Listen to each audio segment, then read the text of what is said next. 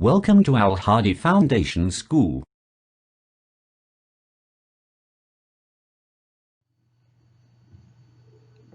Bismillahirrahmanirrahim. Assalamu alaikum dear students.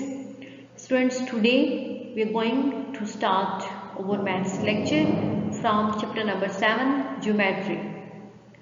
Book page number 127 and question number 5 of exercise 7A on book page number 127. तो देखिए question number 5 जो है exercise 7A का वो क्या है। Construct the following angles. Question number 5 में ये कहा गया है कि कुछ एंगल्स गिवन है, उनको आपने कंस्ट्रक्ट करना है। जस्ट एंगल्स के साइज यानी उनके नाम गिवन है, तो हमने वो एंगल्स जो जिनके हमें नाम गिवन है वो खुद कंस्ट्रक्ट करने होंगे। यहाँ पे ए पार्ट में है angle A B C right angle, ठीक है। मीन्स आपने एक राइट एंगल ड्रा करना है जिसको आपने ए बी सी का नाम देना है। तो राइट एंगल वो एंगल होता है जो 90 डिग्री का होगा। तो ये आपने खुद अपनी नोटबुक्स पे जो है वो 90 डिग्री का एंगल ड्रा करना है और एंगल को आपने ए बी और सी का नाम देना है। इसी तरह बी पार्ट में है angle S T U acute angle. तो आपने एक एक्यूट एंगल ड्रॉ करना है नोटबुक्स पे। अब एक्यूट एंगल क्या होता है? जो 90 डिग्री से लेस हो लेकिन 0 डिग्री से ज़्यादा हो। मीन्स 90 डिग्री से लेस का कोई भी एंगल आप ड्रॉ कर दें, वो 45 डिग्री हो, 60 डिग्री हो, 30 डिग्री है या 15 जो भी है, तो वो एक्यूट एंगल ही होगा। आपने 30 डिग्री का या फिर 45 डिग्री का एक एंगल ड्रॉ करना है और उसको एस टी यू का नाम देना है, तो वो एक्यूट एंगल होगा। नेक्स्ट पार्ट सी में है reflex angle E F G reflex angle, ठीक है। तो रिफ्लेक्स एंगल वो होता है जो 180 डिग्री से ज़्यादा हो लेकिन 360 डिग्री से लेस हो, ठीक है। तो वो रिफ्लेक्स एंगल होगा। तो पार्ट सी में आपने एक रिफ्लेक्स एंगल 180 डिग्री से ज़्यादा मीन्स वो 210 का भी हो सकता है, 230 का भी हो सकता है, 250 का भी हो सकता है, ठीक है, 270 का भी हो सकता है। ये सब में से कोई भी आप एक एंगल ड्रा कर दें, वो 210 का ही कर दें, तो वो आपके पास क्या होगा? रिफ्लेक्स एंगल होगा और उसको आपने एंगल ई एफ जी का नाम देना है। इसी तरह पार्ट डी है। पार्ट डी में है angle P Q R obtuse angle के ऑब्ट्यूज एंगल ड्रा करना है। और ऑब्ट्यूज एंगल क्या होता है? जो 90 डिग्री से ज़्यादा हो लेकिन 180 डिग्री से कम हो, वो क्या होता है? वो हमारे पास होता है ऑब्ट्यूज एंगल। तो यहाँ पे आपने ऑब्ट्यूज एंगल ड्रा करना है। वो 90 डिग्री से ज़्यादा मीन्स 100 डिग्री का भी हो सकता है, 110 डिग्री का भी हो सकता है, 120 डिग्री का, 150 डिग्री का, किसी भी 90 से ज़्यादा हो और 180 से लेस हो, वो कोई भी नंबर हो सकता है। तो उतनी डिग्री का आपने एंगल ड्रा करना है और उस एंगल को पी क्यू आर का नाम देना है। तो ये जो क्वेश्चन नंबर 5 के चारों पार्ट्स हैं, ये हम पहले क्लास में डिस्कस कर चुके हैं और आई थिंक आपने अपनी नोटबुक्स पे ये पहले किए थे, लेकिन आपने दोबारा ये fourth part means right angle, acute angle, reflex angle और ऑब्ट्यूज एंगल अपनी नोटबुक्स पे ड्रॉ करने हैं। ये मैं आपको नहीं करवा रही क्योंकि हम पहले कर चुके हैं और आपको एंगल्स का कॉन्सेप्ट भी है। तो ये आप सारे जो है 5 क्वेश्चन के पार्ट्स खुद करेंगे। नेक्स्ट है question number 6 of exercise 7A। Draw these angles using a protractor. अब यहाँ पे एंगल्स का साइज गिवन है और कहा गया है कि इस साइज का एंगल आप ड्रा करें बाय यूजिंग प्रोटेक्टर। कि प्रोटेक्टर को यूज करते हुए आपने ये एंगल्स ड्रॉ करने होंगे। तो पार्ट ए है 40 डिग्री, ठीक है। तो आपने प्रोटेक्टर से 40 डिग्री का एंगल खुद ड्रॉ करना है। Part B 90 degree. इसी तरह प्रोटेक्टर को यूज करते हुए 90 डिग्री का एंगल ड्रा करेंगे जो कि राइट एंगल ही होगा, ठीक है। और 40 डिग्री का एंगल जो है वो एक्यूट एंगल है क्योंकि वो 90 डिग्री से लेस है, इसलिए पार्ट सी 55 डिग्री।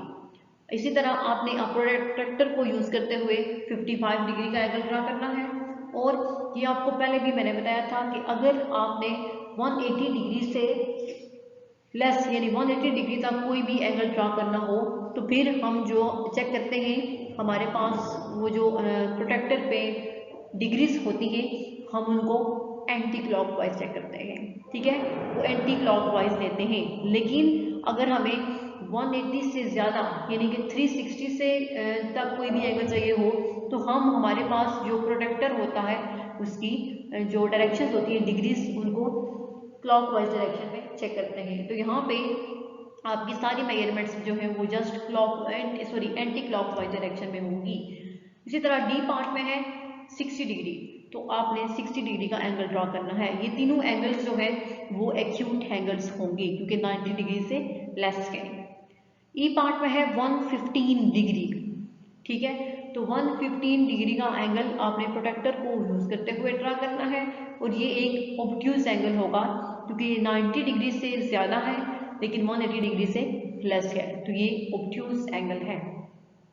और पार्ट एफ है 145 डिग्री, ये भी ऑब्ट्यूज एंगल है क्योंकि 145 डिग्री भी 90 डिग्री से ज़्यादा है लेकिन 180 डिग्री से कम है।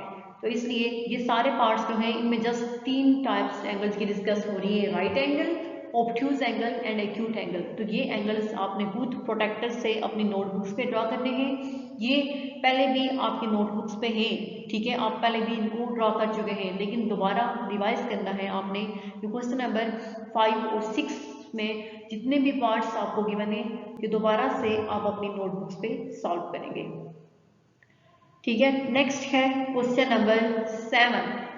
अब क्वेश्चन नंबर 7 है calculate these reflex angles using a protractor. एक बात इस क्वेश्चन नंबर 7 में कंफर्म है कि ये सारे रिफ्लेक्स एंगल्स हैं, ठीक है। रिफ्लेक्स एंगल्स मीन ये सारे एंगल्स 180 डिग्री से ज़्यादा हैं और 360 डिग्री से कम है। तो ये सारे रिफ्लेक्स एंगल हैं, इनको प्रोटेक्टर को यूज़ करते हुए कैलकुलेट करें। तो ये जस्ट आपने अपनी बुक पे खुद कैलकुलेट करना है, ठीक है। ये बुक पे एंगल्स बने हुए हैं, जस्ट आपने उनको प्रोटेक्टर से उनका साइज मेजर करके बताना है कि वो कितनी डिग्री का एंगल होगा, ठीक है। तो ये काम आपने खुद करना है। जैसे कि शेप से नजर आ रहा है ये जो एंगल है फर्स्ट वाला, ठीक है, एक्स वाई जेड, तो ये एंगल हमारे पास कितनी डिग्री का होगा, ये जो है ये एक तो ये स्ट्रेट लाइन है, ठीक है, और दूसरा ये भी है, तो इट्स मीन ये जो हमारे पास एंगल बन रहा है ये है 270 डिग्री, 270 नहीं सॉरी,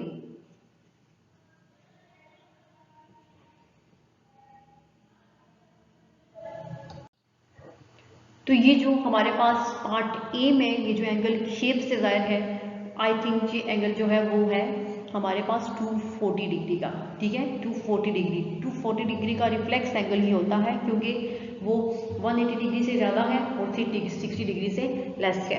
तो अगर हम इसकी शेप को चेक करें तो ये हमारे पास जो है वो 240 डिग्री का एंगल बन रहा है, आपने इसको मेजर करके तो उसका साइज देखना है। इसी तरह बी पार्ट में ये जो एंगल हमें गिवन है इसकी अगर हम मेजरमेंट करें तो मेजरमेंट करने से अच्छा आपने इसको मेजरमेंट कैसे करना है, आपने जस्ट ये जो एंगल है इसको मेजर करना है, ठीक है। तो इस एंगल की वैल्यू जो भी आपके पास आएगी, ये जो ऊपर वाला एंगल होगा उसको आपने 360 में से माइनस करना है, तो माइनस करने के बाद जो आंसर आएगा ना वो इस रिफ्लेक्स एंगल होगा।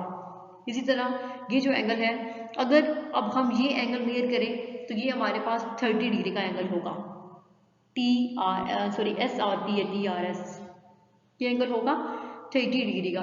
तो 360 में से जब हम 30 को माइनस करेंगे तो 330 डिग्री मीन्स ये जो रिफ्लेक्स एंगल बाहर वाला है ये कौन सा है, 330 डिग्री।